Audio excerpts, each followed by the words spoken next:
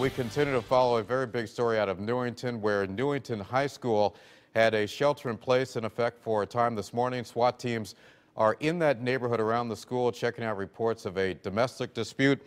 There have been reports of a man barricaded inside of a nearby home, and he might be armed.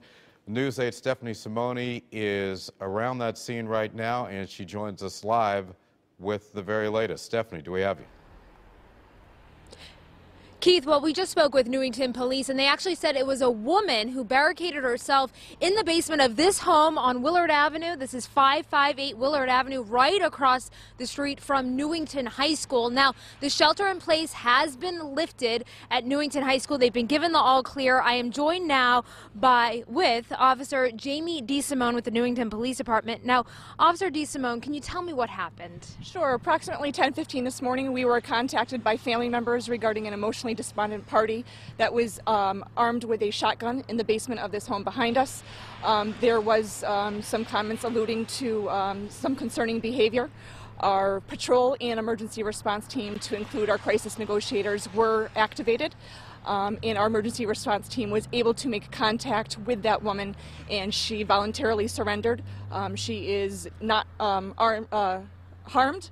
Our officers are not harmed, and she has been transported to an area hospital for evaluation. I know the high school was put on lockdown for a considerable amount of time. Were they ever in danger, the high school? The high school was not in danger. All area schools were put on an immediate lockdown, and that came shortly after that phone call and when we were privy to the fact that she did have a firearm. We saw several SWAT teams here, police response. Is that typical for something like this?